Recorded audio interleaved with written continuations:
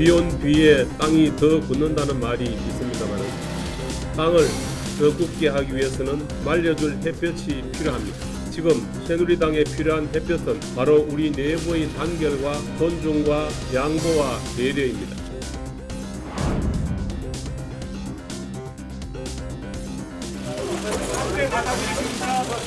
이번 비대위원장님의 사퇴 공고는 감정 이유도 명분도 원칙도 없는 처사이기 때문에 도저히 수용할 수가 없습니다.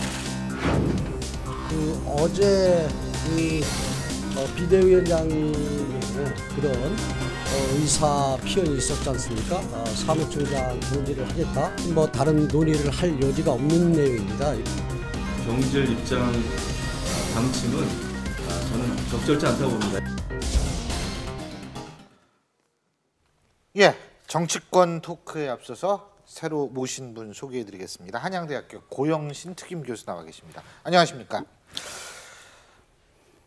근데요, 이게 그러니까 여태까지 좀 본다면, 자, 유승민 의원을 비롯한 복당시킨다 그래가지고 친박 그 강경 쪽에서 이럴 수가 있느냐 막 그러다 의원총회 소집해가지고 저 정진석 원내대표 끌어내리겠다 막 이런 얘기 나오다가 그 얘기는 쑥 들어가고 지금 갑자기 권성동 사무총장은 사퇴해라. 이게 뭡니까? 꽁 대신 닭이죠. 그럼 더 기분 나쁘죠, 사실. 정진석 원내대표. 그러니까 사과는 90도로 정진석 원내대표가 하고 사퇴는 권성동 사무총장보다 하라는 거 아닙니까?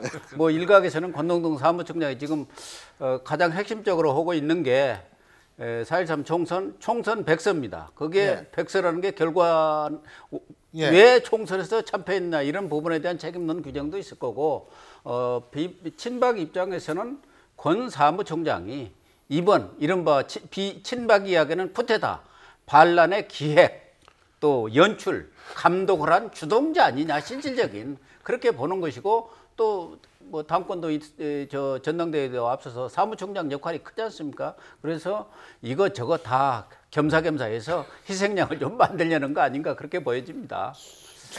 근데 사실은 뭐 기획 조정을 했다면은 권성동 사무총장보다는 정진석 대표가 더하죠. 근데 바로 이제 그 유승민 대표 그러니까 유승민 의원 복당 결정이 났을 때 바로 이제 친박 이제 핵심 중에서는 당장 그 정진석 대표를 뭐 잘라야 된다, 의원총회를 열어야 된다 그러는데 그대로 이제 좀 꼬리를 내렸지 않습니까? 근데 그 꼬리를 내린 것이 꼬리를 내리고 싶어서가 아니라 내리지 않을 수 없는 상황이었던 것 같아요. 왜냐면 우리가 이제 흔히 친박이라고 하지만 친박도 아주 핵심적인 소수를 빼놓고는 그렇게 됐을 경우에 친박에서 떠나는 모습을 흔들리는 모습을 보였거든요. 사실 정진석 대표 자체가 원래 친박 아닙니까? 그리고 더 거슬러 올라면 유승민 의원 자체가 또 친박이었기 때문에 이대로가 잘못 정진석 원내 대표를 갖다가 뭐 제거하려고 시도했다가는 완전히 붕괴된다. 이런 위기 속에서 서둘러 무마한 것 같은데요. 칼은 일단 뽑았죠. 그럼 뭔가 좀 배야지 좀 체면치를 할 수 있을 것 같아서 엉뚱하게 저는 피드는 거 아닌가. 이런 생각을 합니다. 저는 좀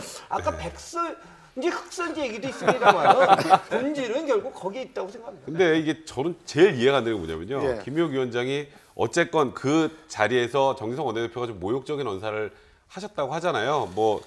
그래서 사과를 사과 받아들이는데 갑자기 범죄, 이거 다수 결혼식 반하는 건 범죄 행위다. 청와대 이런 얘기 하신 것 때문에 기분 나쁘셨다고 했으면 그때 박차고 나오셨으면 모르겠는데 그때 또 제가 다 주재하셨어요.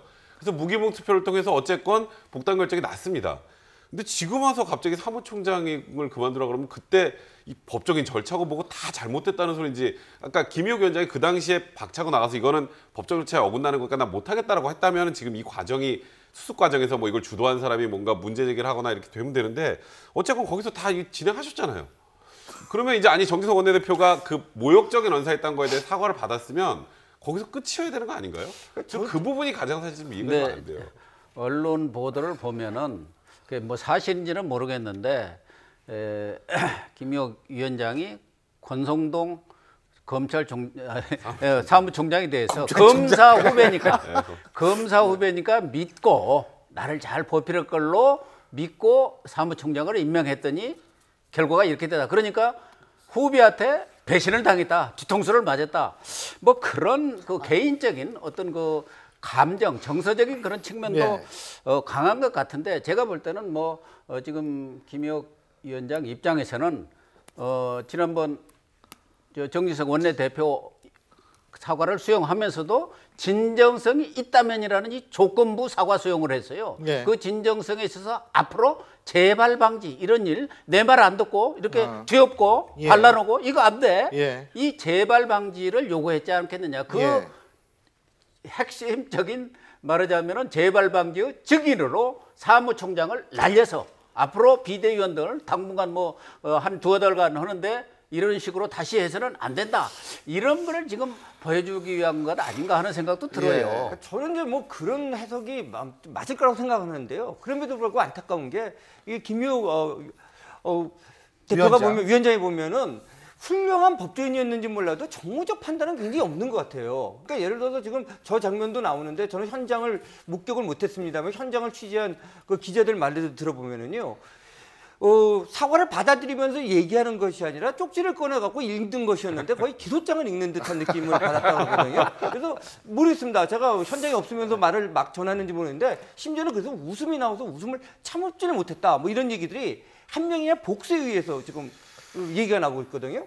그러면은 진짜 정무적 판단을 제대로 했더라면 애초에 지금 백 변호사님이 말씀하신 것처럼 그 자리에 처음부터 다 나오겠지. 싸우든지 예. 그다음에 아니면 진짜 정진석 대표랑 싸우든지 거기까지 아니면 그냥 딱 물러났어야 되는데 여기서 같이 칼을 갖다가 뭐 후배였기 때문에 화가 났다 이런 걸로 휘둘러 갖고는 조금 진짜 이 정치를 더 꼬이게 만들고 아마 친박 핵심도 오히려 지금 당황하지 않을까 싶습니다. 근데요, 제가 고 교수님한테 제가 오늘 아침에 이정현 의원하고 네. 인터뷰를 했는데 이정현 의원께서는 그런 말씀하시더라고요. 아니 권성동 사무총장이 지금 법사위원장을 맡고 있다 이거예요. 국회직하고 이 같이 당직하고 이러려면 되게 벅차다. 그러니까 어차피 이게 그렇다면 뭐 좀 기다렸다가 어떻게 모양새라도 좀 갖춰줘야 되는 거 아닐까? 예? 어떻게 보세요? 지금 뭐 권성동 위원장이 자기의 사퇴에 이유가 없다. 그렇죠. 말하자면 예. 본인 얘기대로 내가 무슨 비대위원장. 비대위원장 사무총장인데 최고로 중요한 자리에 있는 위치에 있고 예. 비대위원으로서 위원장이나 예. 위원이나 하나의 똑같은 위원 아닙니까? 그러니까 예. 본인 얘기가 내가 무슨 꼭두각시냐? 왜 비대위원장 생각과 똑같이 해야 하느냐? 그게 전혀 논리적으로 맞지가 않아요. 그래서 김혁 위원장이 이거 민주주의도 아니다. 뭐 강압적 분위기 뭐 이런 얘기까지 나오는데 거기 있는 분들이 강압적 분위기라 해서 복당 안 해야 할 것을 강압적 분위기 내가 찍어야지 해갖고 했단 말입니까? 그건 말이 안 되는 얘기고 뭐 제가 볼 때는 사실은 김혁 비대위원장은 그런 자리에 오실 분이 아닙니다.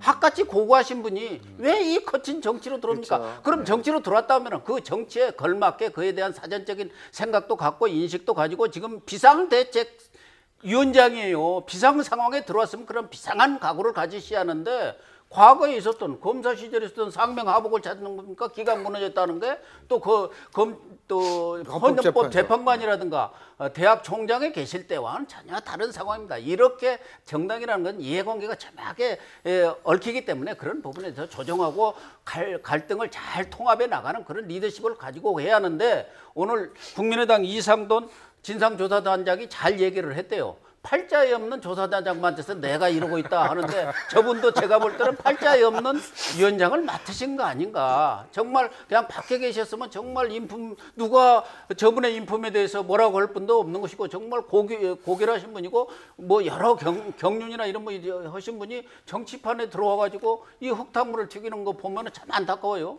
국민의당 얘기까지 곁들여 주셔서 감사합니다. 자, 각 정당은 고루 얘기를 해야 되니까 더불어민주당 얘기도 한마디 하죠. 김종인 대표가 요새 유승민 의원에 대해서 공부를 하고 있다. 이게 무슨 얘기일까요? 그러니까 유승민 의원이 뭐 작년에 뭐 증세 없는 복지는 허구다부터 이렇게 대표 연설을 하면서 그 연설문을 좀 갖고 와 보라고 하셨다는데 원래 뭐 두 분 뭐 사이는 어느 정도 좋다고 하셨는데 유승민 의원 같은 경우에는 일단 더민주 쪽에서 보는 관점으로는 보수의 끝이 아니라 중도 보수고 약간 좀 개혁적 보수 이미지가 있으니까 좀 스펙트럼이 겹치는 부분이 있잖아요. 그러니까 나중에 혹시라도 바람이 불면 유승민 의원은 혹여라도 대선 주자로 나오면 굉장히 잠재적인 위험 요소가 된다. 뭐 그런 취지 정도가 아니실까라는 생각이 드네요. 글쎄요, 제가 너무 또 꽈서 생각하는지 모르겠는데요. 오히려 그냥 새누리당 싸움에 부채질하려고 이런 발언을 하셨는가 하는 생각까지 해봤습니다. 뭐 모르겠습니다. 유승민 의원이 그런 이제 확장성도 있지만 사실 새누리당 그 핵심 지지층으로 볼 때는 유승민 의원은 좀 또 아닌 것이 있거든요. 유승민 의원 지지를 보면은 어느 조사에 의하면 가장 정체성과 비슷한 게 그 정의당이라는 얘기까지 분석이 나온 게 있습니다. 이건 제 주장이 아니라 그 여론조사 항목으로 했을 때. 그랬을 경우에 뭐 새누리당의 잠재적인 그 대선 후보로서 경계를 느낀다. 글쎄요, 조금 오버한 것이 아닌가라는 생각을 해봤습니다. 예. 예. 저는 대선 후보로서의 어떤 경쟁자라는 그런 차원보다는 유승민 의원이 지난 국회 연설 그게 이제 문제가 돼가지고 오늘날 이 사태까지 그렇죠. 왔습니다만 예. 그 내용에 보면은 그동안 김종인 대표께서 하셨던 경제 민주화라든가 또 뭐 증세 없는 복지는 허구라든가 복지에 대한 문제 또 여러 가지 그 대기업의 문제 이런 부분들에 대해서 조목조목 짚었고 이번에 정진석 원내대표 대표 연설에도 보면은 지금 대기업의 문제가 너무 많지 않느냐 말하자면 또 김무성 대표 전 대표까지도 이제 가난한 사람 비정규직 소외받는 사람 그리고 너무 거꾸로 간다 뭐 이런 얘기도 했잖아요. 예. 그런 쪽으로 해서 사실은 그때 유승민 원내대표가 주장했던 내용도가 지금 일맥상통한 얘기를 하고 있고 그게 바로 보수 혁신 아니겠습니까? 김종인 대표도 그 경제 민주화라든가 보수 혁신을 주장을 했던 거고 그런 면에서 뭐 유승민 원내대표 그런 내용에 대해서 좀 참고도 하고 또 뭐 자기 그 어떤 정치적 어떤 철학이라는가 이런 것에 대해서 좀 한번 이렇게 되짚어 보는 그런 정도 수준 아닐까 그렇게 보여집니다. 지금 고 교수님이 김무성 대표에게 전 대표에게 말씀하셨는데 함양 선영 찾아가지고 얘기할 때 극우에 가 있는 새누리당 정체성을 중도로 옮겨야 한다 이런 얘기를 이건 또 친박에 대한 도전이다 또 이렇게 나오고 있거든요. 사실 그렇지 않습니까? 그 해석을 다르게 해석하는 건 저는 좀 옳고 그름을 떠나서요. 결국은 지금 이 시점에서 그런 얘기는 결국 친박에 대한 공격. 그죠? 본인을 갖다가 친박과 어느 정도 경륜 개선을 주고 본인은 이제 중도 쪽을 대표한다. 이런 정치적 포지셔닝을 유승민 하는 거 의원과 아닙니까? 함께하겠다. 일단은 그러니까 아주 두 분이 함께하기는 또 힘든 면이 있다고 봅니다. 그렇지만 어떤 반친박 연대라는 측면에서 힘을 같이한다는 연대의 가능성은 항상 열려 있다고 생각합니다. 예. 4.13 총선 책임 자체를 예. 친박 쪽에 그 친박의 책임이다라고 규정하는 발언이나 똑같다는 생각이 들고요. 그러니까 김무성 대표는 너무 오른쪽으로 한 걸 내가 어떻게 바로잡으려고 옥새도 들고 가보고 막 했는데 그게 안 돼서 지금 결국 총선 결과가 이렇게 나왔던 거고 지금 말씀하셨던 것처럼 어쨌건 유승민은 복당됐으면 예. 친박에 맞서서 예. 비박의 전선을 구축하려면 김무성 대표, 유승민 의원이 어떻게든 또 손을 잡고 가야 되지 않겠습니까? 지금 분위기가. 어쨌든 참 새누리당이 이 요새 정치권 이슈가 참 없는데 이게 이슈를 자꾸 만들어줘가지고 저희 같은 사람 입장에서부터 그저 고마울 따름입니다. 예. 근데 어쨌든 새누리당 지금 이념적 정체성도 중요하지만 제발 좀 그 계파 갈등부터 좀 해결해야 되지 않나 이런 생각 듭니다. 네 번 말씀 여기까지 듣죠. 고맙습니다.